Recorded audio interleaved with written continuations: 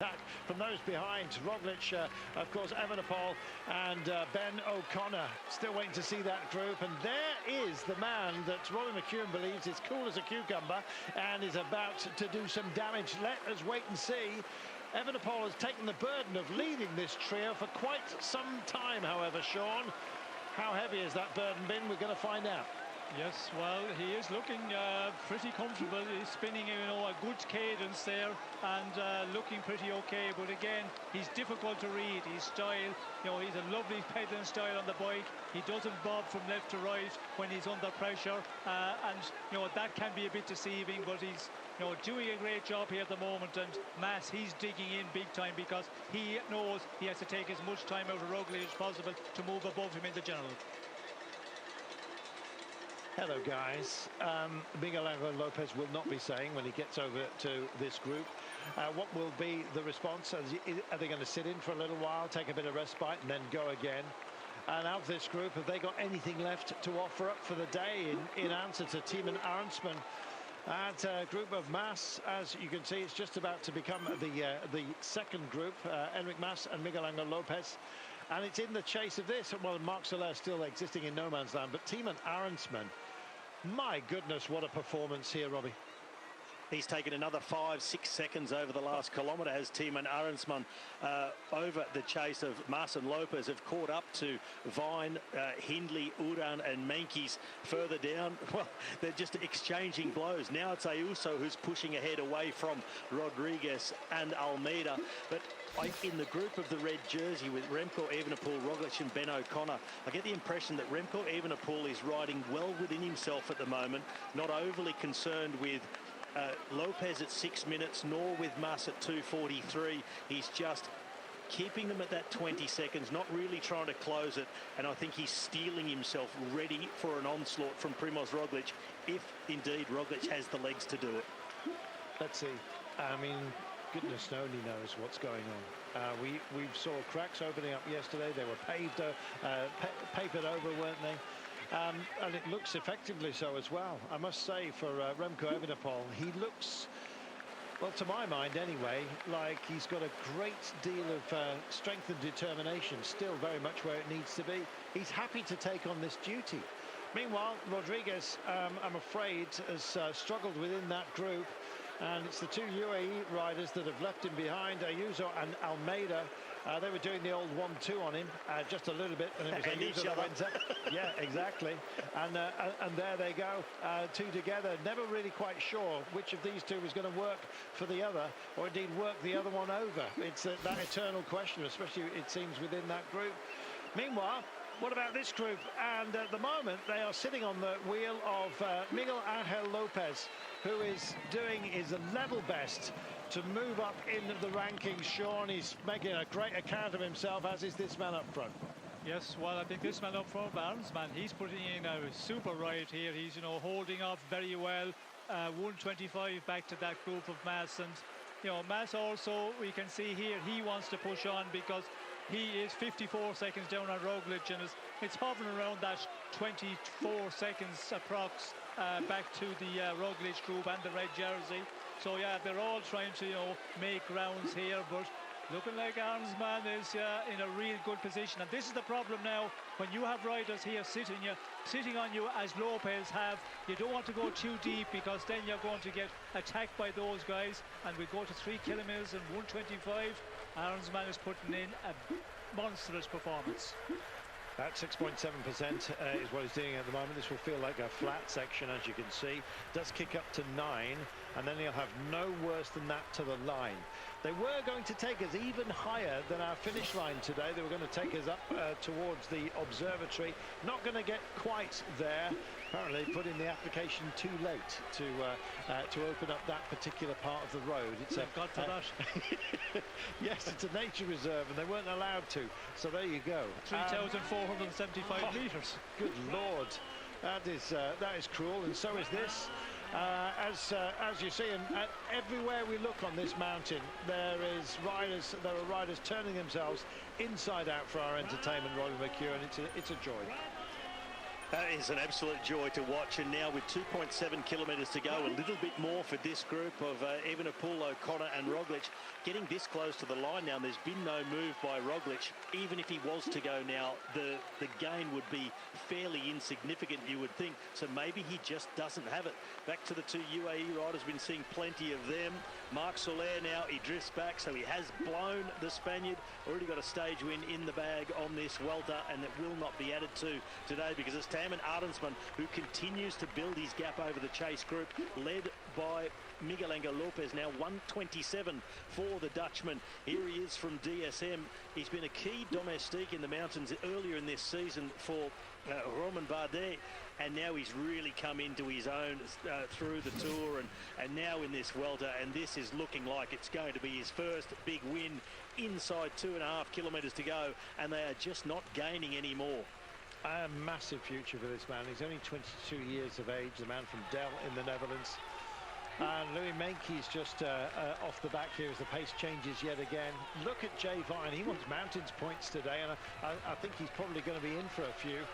What number that will be at the end of the day is anybody's guess, and it's starting to shred here. Jai Hindley just distanced. And Miguel Angel Lopez saying to Enric Mas, come on, you can't be a passenger all day. At least offer me a turn, and finally accepts that challenge and does so. Jay Vine stays with them. Goodness me. And here is our trio of greats. They find Soler as well. It's O'Connor in the sandwich here between Roglic and, of course, the red jersey. And Roglic just picks it up. Is it a change of pace out of the saddle? Sometimes that will announce something of a sprint, but I'm not sure how much he's got left. This man has an awful lot left. It's certainly enough to bring this home. And a margin of 1:23 with getting into the last 1,800 metres on this curve. What a performance, Sean. Yes, we can see Lopez again just wants to push on, but I think it's going to be too late. 1:23, and we can see Lopez, when he does put in those attacks, Mas is able to match him pretty comfortably, and we can see Jay Vine is clinging on big time here. He's going to, try and stay and take the maximum here at the finish for the polka dot jersey, and it looks like Arensman is, slowing it a little bit, but he should be able to hold on. Unless he really gets into trouble at the altitude of that being out there for so long, but yeah, 1.6 to go, 1:20, it has to be enough. Well, at this kind of altitude, well over 2,000 metres now. In fact, we are at about 2,400 metres. It takes a huge toll on the body. You have difficulty oxygenating. At the moment, though, he's free breathing with 1,500 metres of the day remaining. Taman Arensman surely is going to take the day, Robbie, and this is a great announcement, isn't it? It is a fantastic announcement. Anyway, he's got one win on the Palmares, but this is certainly going to be the biggest one for Taman Arensman. So the young Dutchman with 1:18. This group will not catch him. There's a lot of looking over the shoulder, accelerating, then sitting up from Lopez. Mas tracking him all the time, and what a fantastic performance from Jay Vine in the King of the Mountains jersey. If you're hoping he'd get over the top of these two to take as many points as possible in that competition, he is having a really good day of business, is Jay Vine. The crowds are screaming for Enric Mas, the Spaniard, to try and get up and win the stage, but I think the bird has flown, and the bird is Dutch.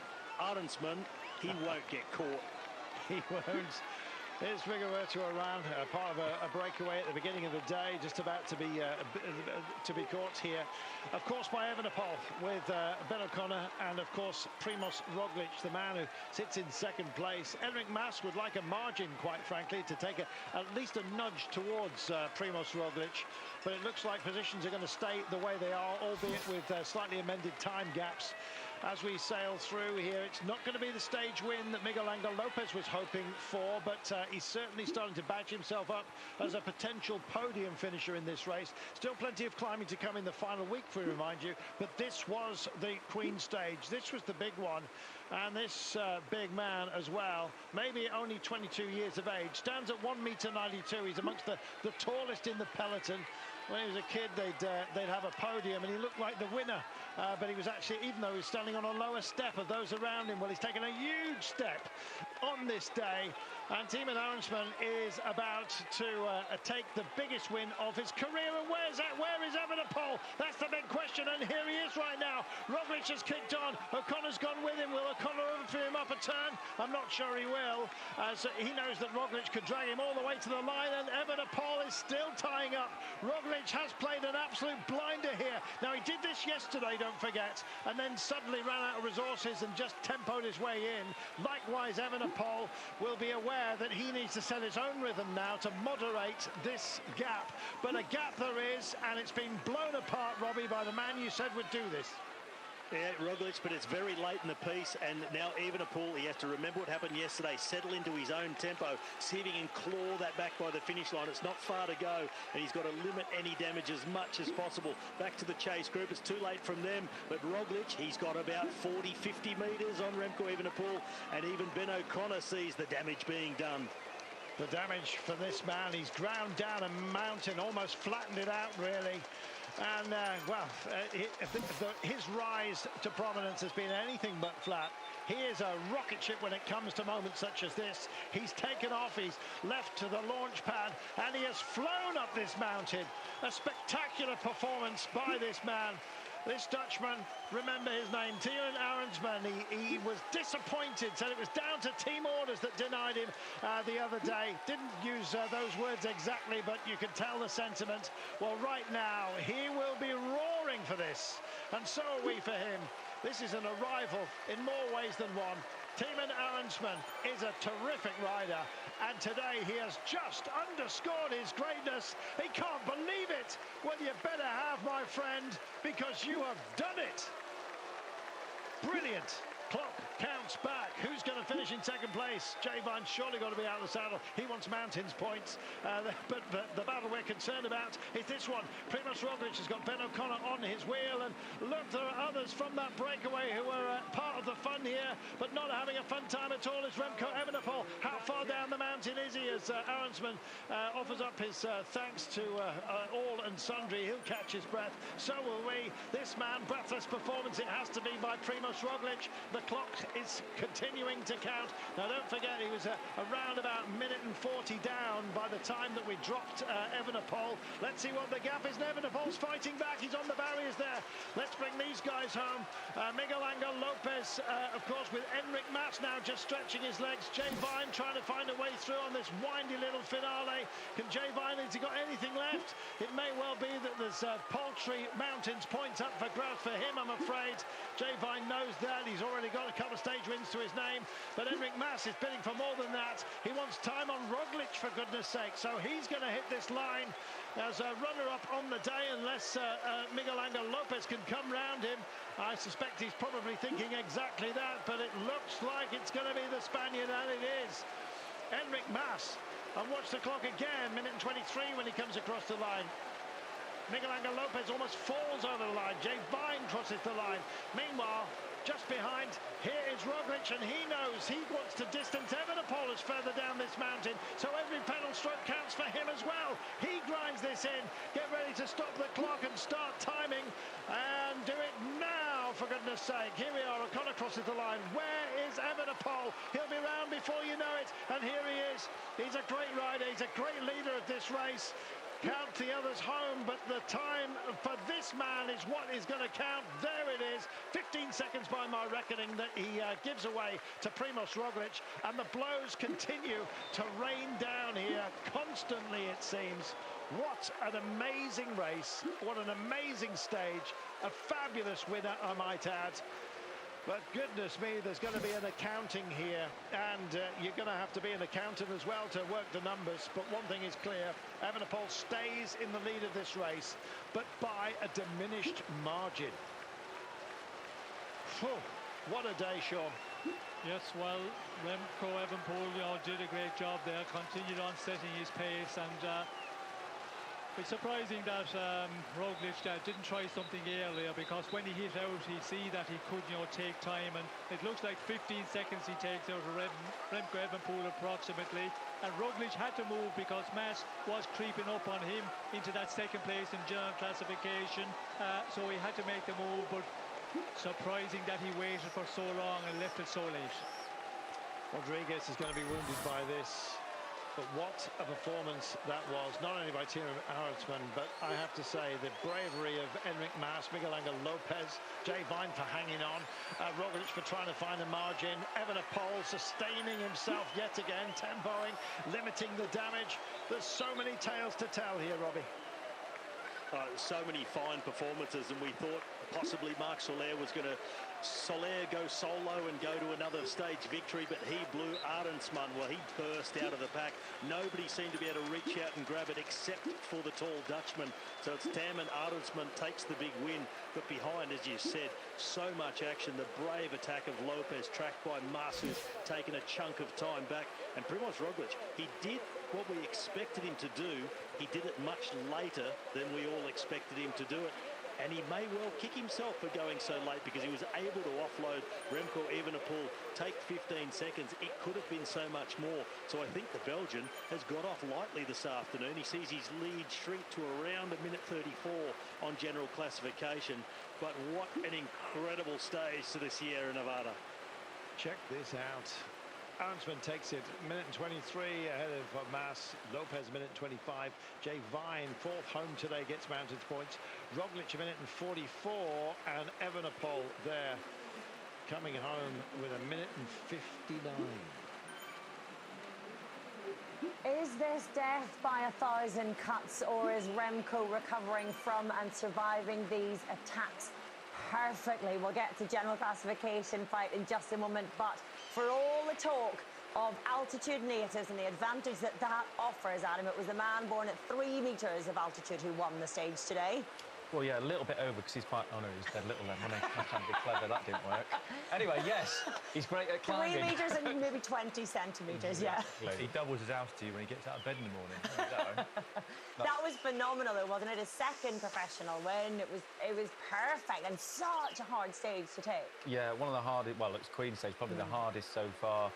Arendsman did get in a break earlier on in this race, and I spoke to Matt Winston, his director, about it, and Matt was saying that the Dutch press were giving him quite a bit of stick for taking him out of that break, and he said this is going to be played out later in the race. We'll try exactly the same again. They did it today on the Queen stage in some fashion. On the day of the Dutch Grand Prix as well, there'll be plenty for the Dutch sports journalists to write about today. Anyway, this is wonderful for Team DSM today, isn't it, Dan? Oh, it's fantastic for them. Yeah, I mean they haven't got the biggest budget in the world, and they've had a few really tough months at the start of the year before they went into the Giro d'Italia. So to get another stage win and tick that box off here at the Vuelta, they'll be very pleased with. But that was well-deserved for Team Arendsman. I mean, if you look at the composition of the breakaway was in, how many fantastic climbers were in there.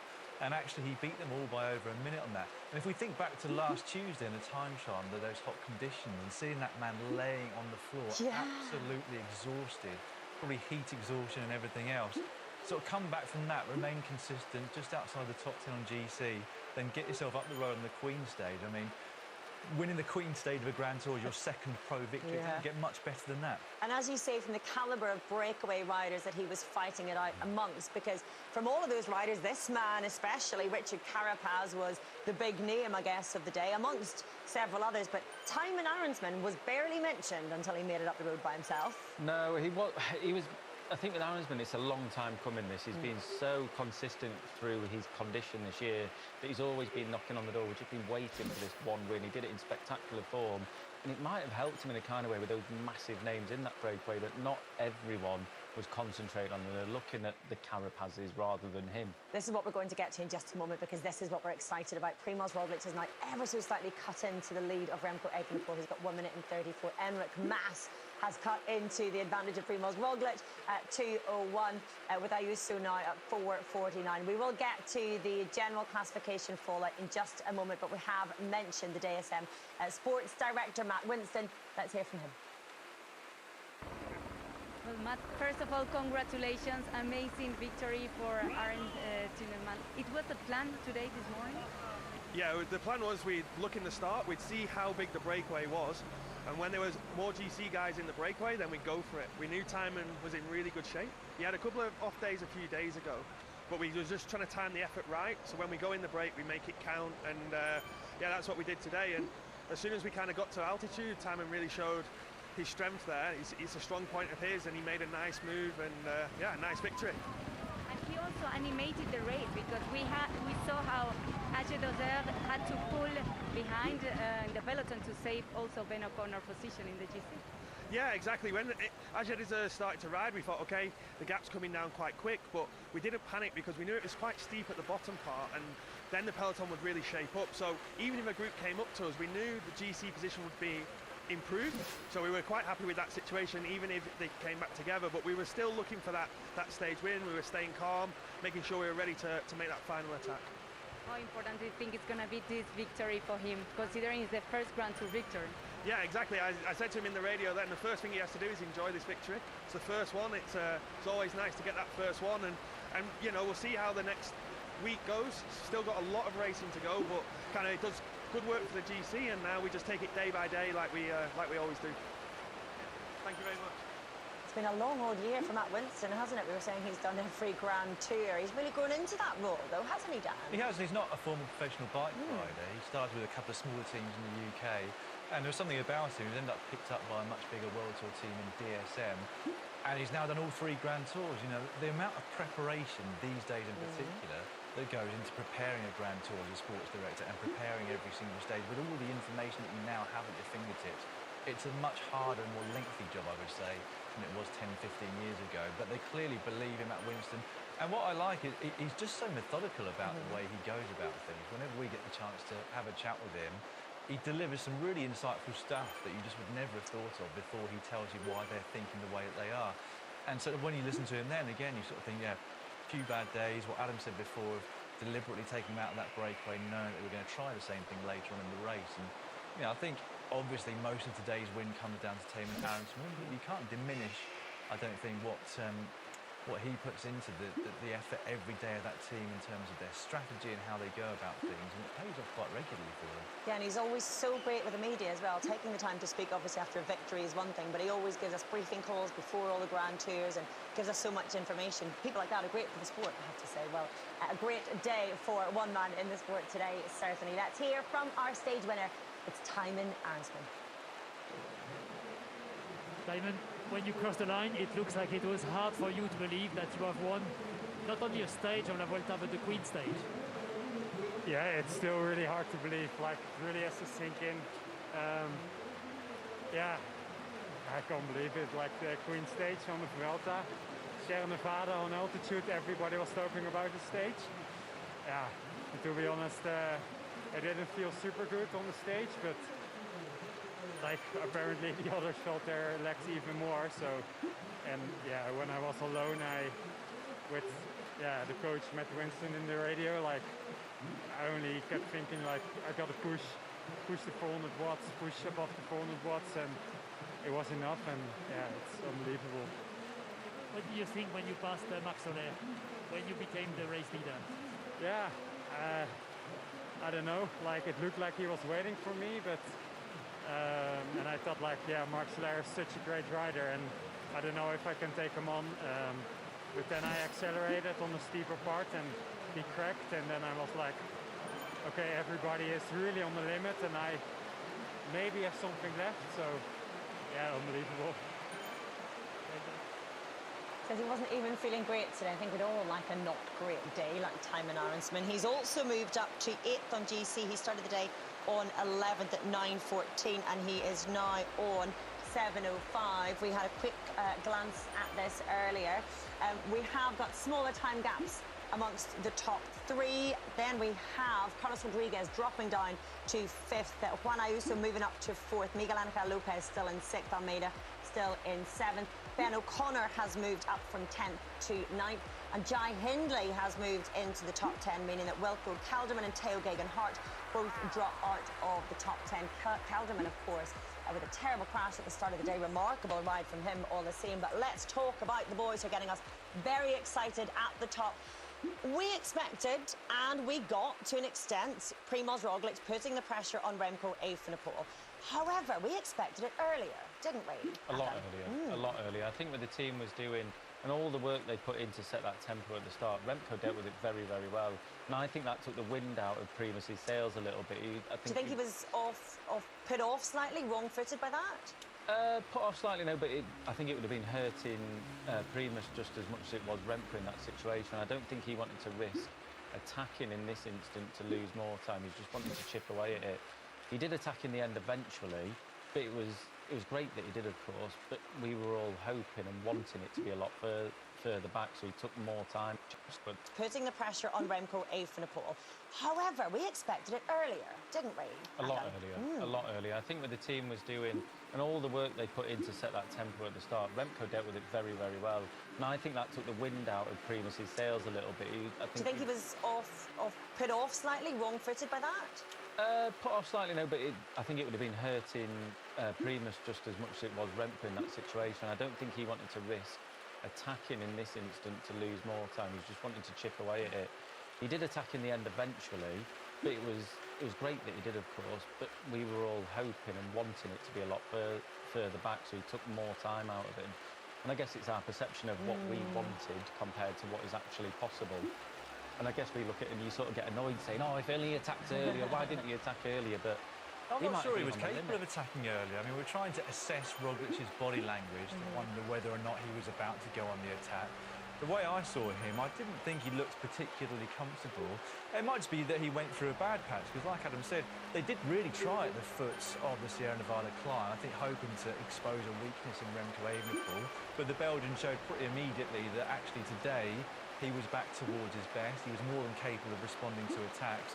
And on the gradients that you have at the top of this climb, there's so much advantage to being sat on the wheel. We saw a lot of the time the riders were on the big ring, so it could have been a risky move for Roglic to go much earlier in case Evenepoel then just sat on him and he cracked himself. So, I mean, he's chipped away at it a bit more. He's still got a week of this race to go.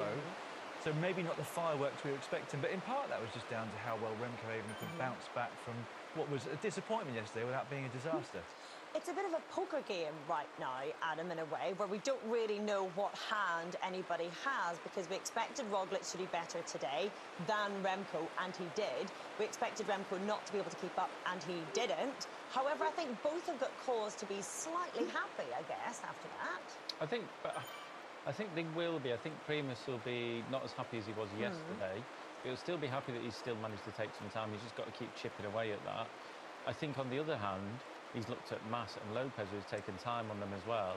And I don't think if Mas went up the road, Primus might not have tried to. There must have been a point where he was like, I really need to put some time into it, but also protect my second place where I was at, because Mas was closing in on that. But happy or not, I'm not too sure. I think Remco, yes, definitely. He limited his losses. But I don't think either of them will be too thrilled. Remco's ultimately lost some time, and Primus hasn't taken as much time as he wanted to. Go ahead, I think we can be pleased. Third place in the race is now closer to second than they were. Second place is now closer to first on GC than they were. So it's getting closer for us in terms of an exciting GC battle. But the tactical battle today, I thought, was just as interesting as the general classification battle at the end, because both Quick-Step and Jumbo-Visma put two riders into that last 29-man group. And you're wondering what they're going to do with them. We kind of got the answer here. Fausto Masnada, of the two, was the only one that Quick-Step dropped back. He was of no use whatsoever because he decked it on one of the corners, so that didn't work out. On the other hand, they left Vavaka up the road because both Quick-Step and Jumbo-Visma put two riders into that last 29-man group. And you're wondering what they're going to do with them. We kind of got the answer here. Fausto Masnada, of the two, was the only one that Quick-Step dropped back. He was of no use whatsoever because he decked it on one of the corners, so that didn't work out. On the other hand, they left Vavaka up the road, but Jumbo-Visma had Sam Omen, who's on the front here, and Rowan Dennis up the road. They dropped them back at the very foot of the climb. I really think they were going to go, let's try and crack Remco right from the foot with 22 kilometres to go, because then we're going to take a huge chunk of time. That didn't work out, and so then, because Quick-Step still had Lou Vavaka up the road, I think he actually stopped on the side and got going again at this point. That meant that the Belgian there could help Remco Evenepoel for a good number of kilometres. Like, he did a fantastic ride, I thought, Lou Vavaka today. So Remco was only really exposed for the last part of the climb. And had it not been for that, you wonder whether he would have lost more time in the end of the Roglic, because Remco seems to be just very happy to sit on the front and set his own tempo, presumably because he thought he doesn't like the changing of pace, etc., and all the attacks going, so he'd rather do that. But when the gradients are like the end of today at 5% or so, it means you've got such an advantage of sitting behind. We can go even beyond that, though, with the tactics, because UAE Team Emirates, they left it until about 1 kilometre to go. Send Marc Soler back. You can see it here now. I exaggerate slightly. We've still got 10 Ks to go. But, I mean, to be fair, they had the chance of stage victory today. When that went out the window, though, it was still quite some time before they said to Marc Soler, look, we've got a couple of GC riders just a little bit further behind. Hello! If you could give them a little bit of a hand, you know, a bit of encouragement towards the finish. Yeah, I mean, we can talk about UAE team tactics or lack thereof until the cows come home, but I'm sure I wasn't the only one to get excited when we saw that swarm of Jumbo-Visma riders at the bottom of that final climb and thinking, this is it, this is when they're going to try to crack Remco. And I guess, as Dan says, they probably tried and they couldn't, maybe, so that tells us something as well. I mean, that bottom half of the climb, if they cracked him and were able to crack Remco with a teammate there, fantastic, because they had those not as steep gradients all the way up to Sierra Nevada, 4 or 5% all the way up to the top. If Primus was on his own at that point, that's a long way to go on his own, especially with probably someone just sat in his wheels. So he risked maybe blowing up because of the effort. I think they might have thought about that, and that's why they didn't go on.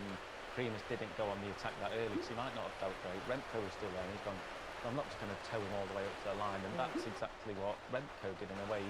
He stopped Primus attacking, getting on the front super early on that climb, saying, I'm here, I'm going to ride at my tempo, at that tempo, I hope you don't attack.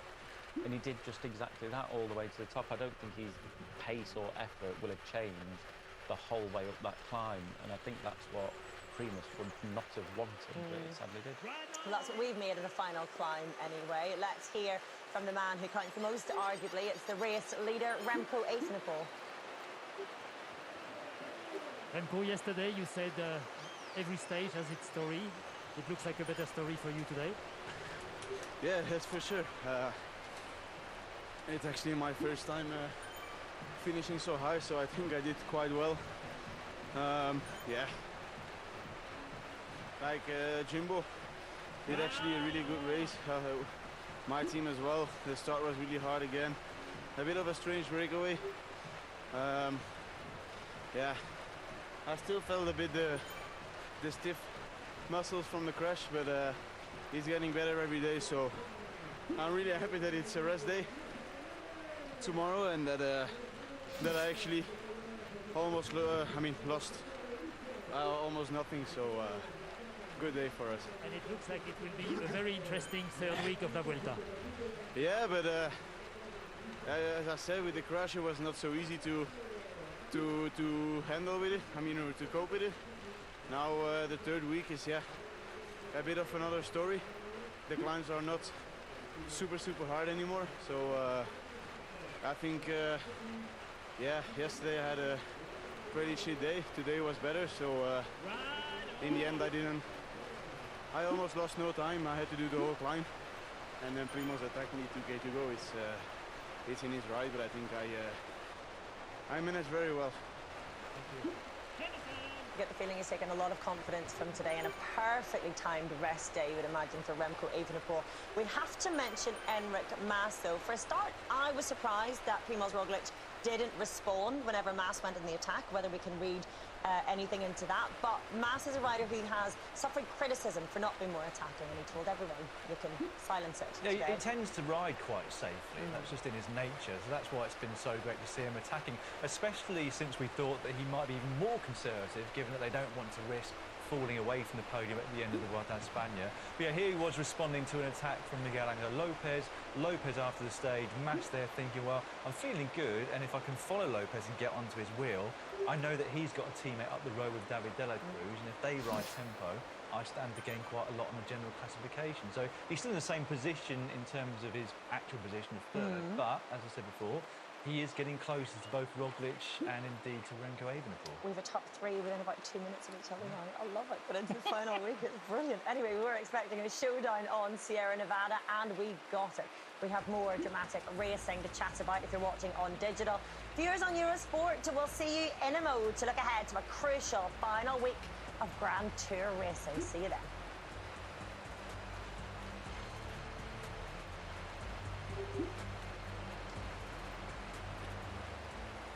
And the Vuelta a España wasn't the only big race happening today, of course, because we had stage 1 of the Tour of Britain. For a while, it looked like we weren't going to see very much of it, Dan, but we did in the end. Yeah, we did, and the Ineos Grenadiers did much of the controlling throughout the day, which we initially thought would be for Tom Pidcock, but he was constantly hovering towards the back. So in the end, it was Omar Fraile that we found out that they were riding for. He set off for his sprint with quite a long way still to go towards the line. Initially, I thought this was Mike Woods sprinting. He exited the Vuelta and came to the Tour of Britain, but it wasn't. It was Corbin Strong, who's as well known, I think, in in the UCI Track Champions League as he is on the road. And I believe that was his first ever win as a road rider. So a brilliant ride by him at the end of the Tour of Britain there. Absolutely huge. He's a world champion on the track, of course, and one of the endurance stars of the Track Champions League last year. I was surprised by that. Adam, that's huge for him, isn't it? It's a really good field of riders at the Tour of Britain. Massive, yeah, and I think that's probably one of the main things, the field of riders that are there. There's not that many World Tour teams there, but the riders that are there are very, very good ones. You look at the Ineos Grenadiers, you got Tom Pidcock there, who won an Alpe d'Huez, multiple world champion on almost everything. You've got Richie Porte there on his last race, Chiato there, and that's just the Ineos Grenadiers. There's so many more riders. Mike Woods is there as well. But even within Israel Premier Tech, you've got Dylan Teuns, who's just moved over to that team. He's great on an uphill finish like today. And Mike Woods, we saw him at the Tour of Britain battling it out last year with Wout van Aert and Julian Alaphilippe. And so for Corbin Strong to take the win, I bet he can't believe, even with his own team, he was the best rider, let alone the whole race. And I bet it's a bit bittersweet for Israel Premier Tech because they got the stage win, but they are fighting relegation at the moment. They need the points to be able to stay up. And Corbin Strong isn't one of the riders who'll give them points. No, he's not. Reason being that it's only the top 10 riders in terms of the points that actually contribute to the overall team ranking, and he's not within rules. He's not within. But that said, you know, we talk about the disparity between the points that you get for winning a Grand Tour stage versus the one-day races. The points for winning a lower level stage race like the Tour of Britain in terms of ranking are even lower than the Vuelta a España. So yeah, it would have been a few points, but maybe not as many as you might initially think. Still better than none, which is what they've got now, even though they've got the race win. I mean, when we think about these points, they just make zero sense. It must have been like the UCI must have been sat down with a glass of red wine saying, right, we're going to have a little make up a points tally. What shall we do? Throw that there. What about that there? Yeah, I'll have a bit more of that there and then put that down there. Find them. Yeah, exactly. Socks are too high as well. Oh dear, we'll get ourselves in trouble with the UCI with this kind of chat, but it's good to see the Tour of Britain underway at least. Do we know what stage we're looking at tomorrow, what kind of a finish? No, I haven't had a close look. I have mentioned on commentary it comes very close to my house on Saturday, but I will be here. I'll completely miss it. Lucky finishes on Sunday in the Isle of Wight. We're just being told it's quite a hilly stage again tomorrow. I think there are about 3 climbs towards the end of the stage. Well, so much to talk about today from this race, from others, from the whole world of cycling, and we still have to look ahead to stage 16 and the final week as well. Welcome back to viewers on Eurosport. We've just been discussing the Tour of Britain, and I apologise, I didn't issue a spoiler alert. Oh, we are going to be big. We're in trouble with the UCI, we're in trouble with viewers. All of it, we're not. We just answer the questions here. Actually, I didn't even say who won it. I left that over to Dan, so Dan, you're the one taking the flak for that. Anyway, we've got to discuss something else. We have, unfortunately, been in the position of discussing the relegation system once again. And here we go, because this is news from the Madrid-based newspaper AS that Alejandro Valverde will not be racing in his final World Championships. The reason being that Movistar need UCI points to avoid relegation, so they are dispatching him elsewhere. And dare I say it, this is where the relegation situation becomes properly bonkers, because the winner of the Worlds also brings points to his trade team, even though the race is supposed to run along national lines. So you're asking compatriots to ride for each other, even if the trade rival may be taking the points. None of it makes sense when we talk about it in this situation, does it? And you might wonder then why they're not sending Valverde out to the World Championships. And I guess the theory is that because it's in Australia, it's so much travelling involved that you miss out on a lot of racing beforehand, and afterwards you maybe have jet lag and you don't perform at your best once you get back to Europe, because we've got a whole plethora of Italian one-day races that carry a huge number of points, all of which pretty much suit Valverde down to the ground. So he's not guaranteed picking up the points over there. But yeah, it's a really good point you've made that I hadn't thought about it before you said to me earlier on today, that if you've got 2 riders from the same nation in the same team, obviously, and both of them are from different trade teams at the bottom of the relegation zone, is one of them really going to work for the other when they might suddenly pick up 600 points if they become world champ? And I haven't looked at what the teams look like. That might be a possibility with any of the nations, but I mean, it could well be, and it just makes it even more bizarre. I wonder if they've got a bonus in the contract for saving the whole team from relegation. That would be a good bonus, wouldn't it? But it is bonkers. It just makes no sense, and it's taken away, for me, proper bike racing. It's just, they're putting rules in place which are not allowing Valverde to go and compete at his last World Championships, to go and save a team that he's not going to ride for ever again. OK, he's been a part of it for a long, long time, and he doesn't necessarily owe them anything, but they owe him more than what he owes them. And we always have this threat of pressure from a trade team hanging over riders when they're riding for someone else within their national team. If this adds to that, I think it will kick up a proper stink amongst fans. Whether that matters or not remains to be seen. Anyway, what does matter is our final week of racing, and we are into stage 16. I think I'm losing count at this rate, Dan. Stage 15, is that right? I'm getting ahead of myself. What do we have in store? You're correct, stage 16. Oh, I was right. Penultimate chance for the sprinters before we get to Madrid this time next week. There's a little bump, as you can see, towards the end there, but 200 metres you can see on the side there. It's not very hilly at all. There is a slight kicker again in the last couple of kilometres, so you would look at it and think, well, this is another one that really suits Mats Pedersen almost down to the ground. Not as hard as the one that we saw him win just a few days ago, but it's not dead flat, so I think he'll be really suited again to that stage. It's whether or not all the sprinters' teams want to control it penultimate time, I guess, before we get to Madrid, or whether they think late in the day at this point, Trek Sega for everything, we've got our stage win, it's pretty much wrapped up with the points journey, so we'll have to wait and see. But to me, that looks like another one that could end up in a bunch sprint. The question... Dangerous one as well. There's 9 roundabouts in the last 4K. So if the GC team's coming in to those roundabouts, it's going to be chaos. The question, I guess, Adam, is who's more looking forward to the rest day, the riders or you? Probably the riders, to be honest. I mean, they try a lot harder than I did. But no, the riders are going to be loving the rest day. Remco said to it, and it's nice to hear that from a leader, saying, oh, I can't wait for a rest day. I feel like I'm knackered. Well, I am knackered now, but it's a rest day for him. Won't be a full rest day either. He's got press to do, he's got interviews to do, he's still got to go on his bike, and when he steps over his bike, there'll be a million photographers in front of him. He won't have much chance to properly put his feet up, really. For a neutral, I'm not overly enamoured of the fact that we have a rest day and then a sprint day, so we've got another few days before the GC battle gets underway, and I feel like if we want a real fight to the line in Madrid, now is the time to put pressure on Remco, but that's how it goes. Anyway, speaking of pressure and race leaders, I don't think Dan Lord is going to be going into this rest day. Speaking about pressure. You've got none on your shoulders, Dan, and you don't even have any interest from anybody outside to ask for interviews or, you know, any of those kinds of race leader obligations that Remco has to deal with. You can just put your feet up without anybody really caring very much. Got an interview with the Daily Mail tonight. About lead in the predictions competition. Not going to spill any dirt from amongst the crew, that's the main thing. Adam, do you think you're going to come good in the final week? No.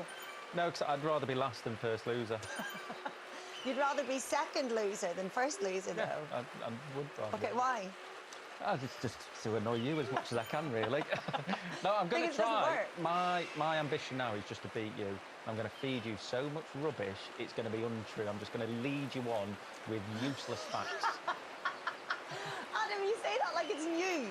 You say that like you're going to wrong foot me. I don't believe a single word that you say anyway. Right, same goes for you, because you're always cheating in this, so don't believe a word she says either. Anyway, once you've had all your fill of the racing in Spain, you can catch up on stage 1 of the Tour of Britain on Discovery Plus and GCN Plus. And while we have a day off, make sure to tune in for the hilly stage 2 from Howick. Am I saying that correctly? To Duns tomorrow from 1 p.m. We'll be back on Tuesday for stage 16 from the more familiar time of 1:30. It is time for a final rest day at this Vuelta, but this race is on. To quote Adam Blythe, when we look ahead to next week, I am buzzing. Hope you join us for that. See you on Tuesday.